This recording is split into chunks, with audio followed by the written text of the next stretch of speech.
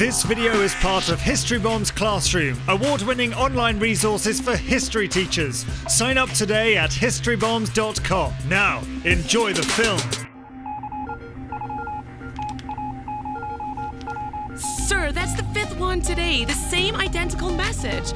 2 history bombs, do the Cold War in one take? But what does it mean? History bombs, huh? It's gotta be the Russians, that spy network. Maybe something to do with the Manhattan Project. I gotta take this to the president. Hey guys, I've got this. Who's that guy? Pass me the mic, I'm coming through. So you thought there would be peace after World War II? How could you be so naive to believe that we've seen the worst of the 20th century? On one side, the communist USSR, the capitalist USA. Hoorah! The tension's about to blow sky high at the Potsdam Conference 1945. We did it, Stalin. Chalked up a win, and we've each got a nice little piece of Berlin. My victory, Truman. Your troops arrived late, but at least I've seized the Baltic states. So you're gonna pull back? Time to take stock? What? Are you jealous of my Eastern Bloc? So you want Russian help to defeat Japan? Well, actually, I've got an explosive plan. The Potsdam Agreement split Germany and Austria into 4 occupied zones as an iron curtain fell across Europe. This was the only time Truman and Stalin met face to face. Just 1 week after the conference, Truman unleashed America's top secret nuclear weapons on Japan without informing Stalin, fueling mistrust between the former allies. This is George Kennan, reporting from Moscow, ma'am. Eyes only for Truman, a long telegram. It must be America's firm intention to contain Soviet global aggression. This is Novikov reporting from United States. Tell Stalin we must spend whatever it takes. The US are clearly laying foundations for total global domination. Kennan's long telegram influenced the Truman Doctrine and Marshall Plan, which provided aid to countries threatened by Soviet communism. The US sent aid to Turkey and Greece, but when they tried to introduce the Deutschmark in Germany, Stalin blockaded supplies to West Berlin. Cue the Berlin Airlift. Look up, Stalin. You can block the roads, but the Brits are flying in with peaceful payloads. Good on you, mate. How about some credit for the US, Aussie, Kiwi and Canadian We've been effort? dropping 9,000 tons of supplies a day, mostly coal and potatoes, hardly gourmet. Now find me a runway, I need to hit the ground. You can head home, mate. Stalin's just back down. What? The Allies flew in vital supplies to West Berlin until Stalin backed down in May 1949. In the same year, the Western Allies formed NATO to counterweight Russia.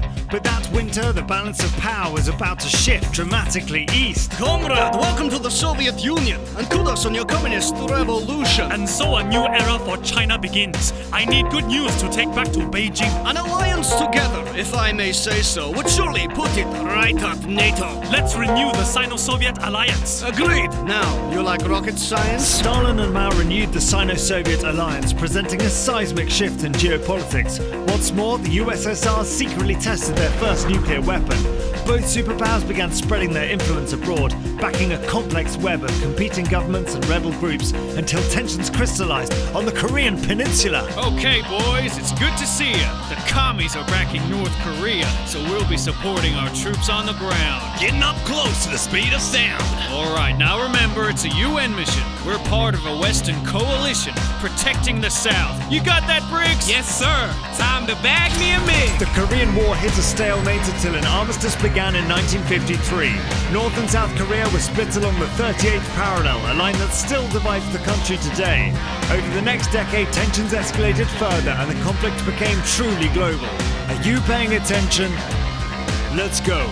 Stalin died and Truman lost power. In come Khrushchev and Eisenhower. The Warsaw Pact binds the Eastern Bloc, but the Russian and Chinese bond is rocked. In '56, the Hungarian uprising is smashed by the Russians, the world's realizing that these superpowers crush those who oppose. As the CIA ruthlessly hunts in the shadows, the space race makes for a dazzling sideshow. As Khrushchev cranks up the pressure from Moscow in the Berlin crisis, you've probably guessed, they put up a wall to split East and West. And just before you begin to relax, an island off Florida has just unpacked a lethal arsenal of Soviet nukes. The world holds its breath, and I'm gonna puke. My fellow Americans, as a Soviet mover to put a boatload of nukes on the island of Cuba. It would appear that Moscow has fed us lies, and I will not stand idly by. Now I know what you're thinking, last year wasn't great. The Bay of Pigs was a big mistake, but after careful thought, the decisions be made. We'll stop Moscow ships with a naval blockade.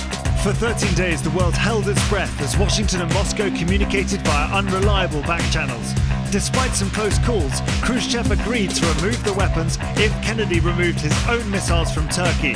Meanwhile, on the other side of the world, an ill-advised proxy war was growing out of control. Well, good morning, Vietnam. Lit by furious 5 napalm, scarred by a million brutal shells. A jungle paradise turned to hell. And is this battle really ours? Where's the just within this cause? America, elephant scared by a mouse drawing lines in the sand when the tide is out. For 2 decades, the US fought a futile war against communist-backed North Vietnam until the US withdrawal.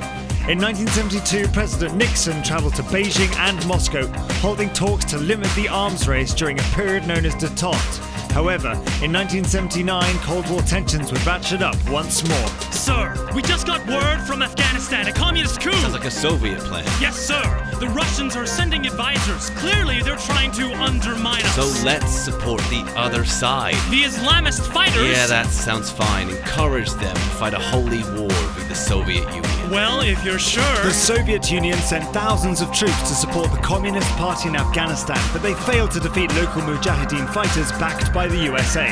In 1987, Gorbachev and Reagan signed a treaty to limit nuclear weapons as the Soviet economy began to fail. And in 1989, the eyes of the world turned to Berlin. We are sick of silence. We will not rest. Berlin has won, not East and West. If there's one thing of which I'm certain, it's time to end this iron curtain. We must destroy this brutal vision, this ugly symbol of division. East and West, join the call. Hey Gorbachev, tear down this wall! In 1989, the wall came down and Eastern Europe stood its ground with a sweeping wave of revolutions against their Soviet institutions.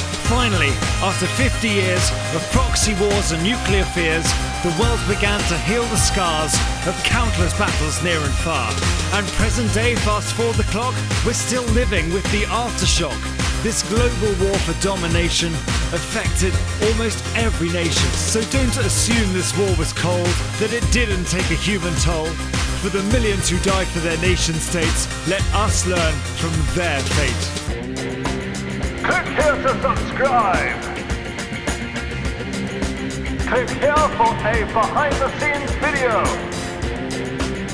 Click here for award-winning online history resources. History Bombs out.